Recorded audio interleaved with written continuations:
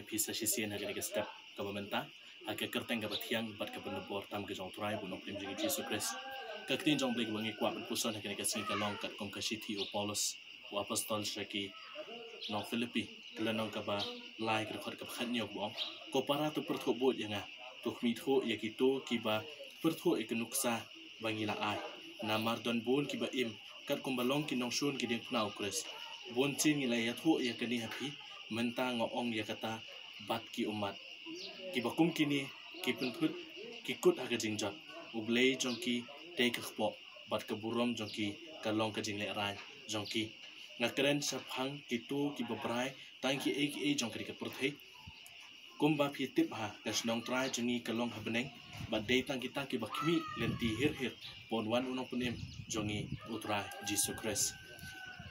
Greetings to you all my brothers and sisters in the name of our Lord and dear Jesus Christ. Today's word that I want you all to listen today is from the word of God. Philippians chapter 3 verses 17 to 20.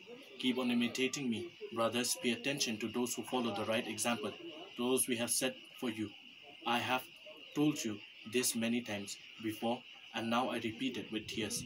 There are many who live with them make enemies of Christ, death on the cross. They are going to end up in hell because their God is the bodily desires.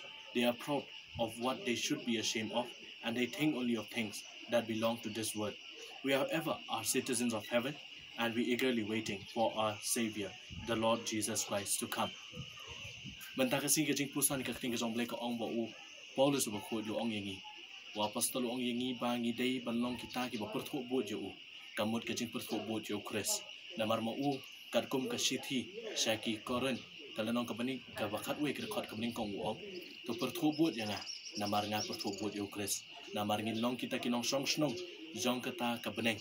Lane ka try snong jing kam long ka perthai ka bani imenta. Umle ka long ha bani.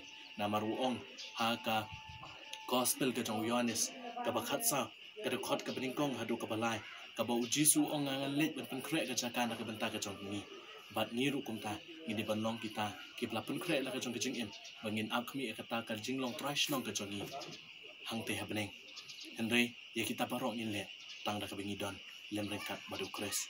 To you all my brothers and sisters, today I want you all to focus that what Paul the apostle said to us is we should imitate on him because he imitated Jesus Christ.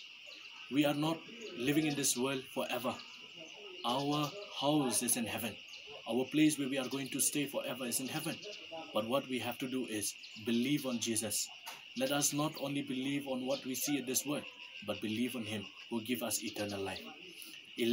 From the Gospel of St. John, it says to us that we should remember that Jesus had went from this world when he resurrected from the dead. He went and prepared a place for us. John chapter 14 verses 1. It says that I will go to heaven and prepare a place for you all. Because in my Father's house there are many rooms, but I prepare for you also that when I come back, I will also take to you all to a place where I also will be there. But remember, we can only be in heaven by only believing in Christ, but not on these things that they are seen in this world. Today, it is a day that we should remember that only for Christ we must live and believe only on him, only think about him. To blame kerkui pibaro na bingi pusan na kanigasi kijing long try snong kijingi na kabanta ka brom jong play. Let us only think of God, of our Lord and Jesus Christ, and only of the place that we are going to be when we end up from this world. Glory be to God. Amen.